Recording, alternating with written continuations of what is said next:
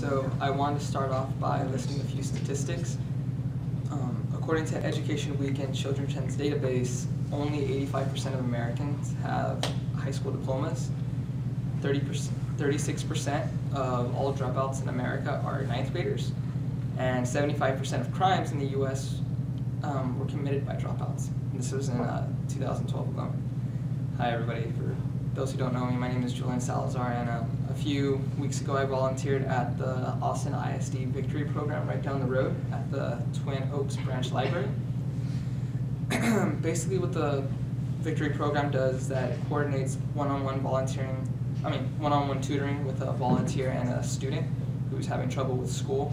So when I went, I tutored a 4th grade boy with his spelling and a girl in 9th grade with her geometry homework. While volunteering, it helped me see that learning exists outside the classroom. A lot of kids don't get the help they need while in school, so it really helps for them to have someone help them outside the class, especially if their parents are too busy to help or if they just need extra tutoring in general. And basically what I thought about this is that doing this helps the future generations. It establishes a positive role model in their lives. They see, oh hey, these doctors, these university students, they're coming here and they're helping us. You know, it helps them, it gives them a sense of something to strive for. So during my presentation, I'm going to be covering 3 main things: basically the history of the Victory Program, volunteer policies, and what you do while volunteering, and just simple steps to apply. Now, I know you're very eager to hear my presentation, but if we can hold all questions to the end, I'll be happy to answer them. So the history.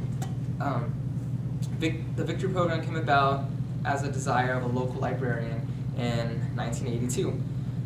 She sought to improve students' learning and to basically do homework after school. So she established a homework center, which was staffed by community volunteers. And years later, more library branches and universities began establishing these homework centers. And they were given a grant by the city of Austin to continue doing what they were doing. In 1992, the Victory Program was officially established. This idea is better than the older idea of just learning in school and doing your homework, because a lot of kids don't get that attention that they need. Some of them, all of them, don't learn on the same level. So instead of those being left behind and falling behind and eventually becoming overwhelmed with schoolwork, they'll choose like things such as dropping out and other things like that. So from right now, I'm going to pass out some of the handouts from the Victory Program that I made. These handouts basically just tells you what you will do upon arrival, during the session and after the session.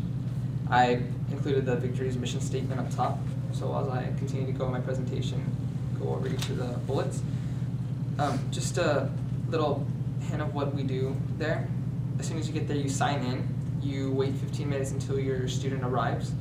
The advisor comes and gives you the student's file, which basically states what the student's having trouble in, what they're doing well in, so that way it gives you an idea of what you can be helping them with. Some of the policies that tutors must have, that the Victory Program has on its tutors, is that you must attend orientation at the beginning. You can't just sit down and start helping right away. You have to go through and see what their rules are.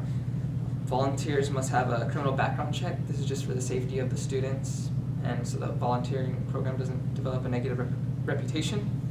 Electronic devices must be turned off so that where there's no distractions while you're helping your student. And also, the last one is, besides tutoring, there is no outside interaction with the students. So that way it gives parents reassurance that, oh, okay, my student is there professionally just getting help and not continuing interacting with this with the tutor. Okay. And lastly, to apply.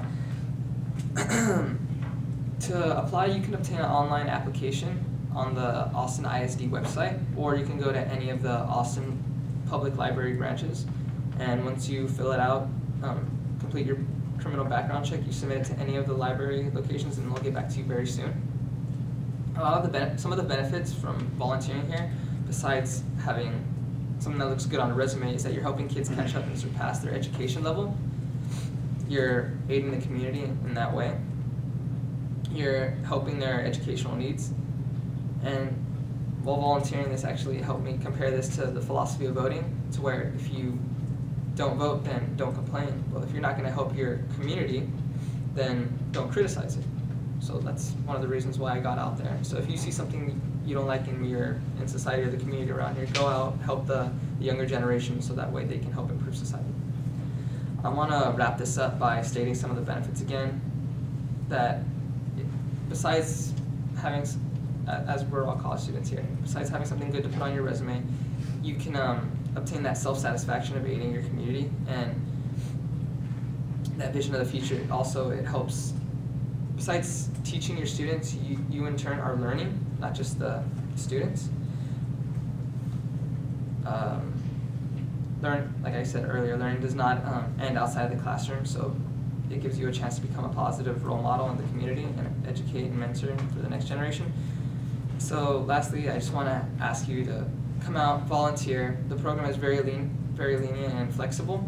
You only have to volunteer a minimum of 1 hour per week, so as long as you would come out there and give some time off from yourselves, we'd be really happy to have you.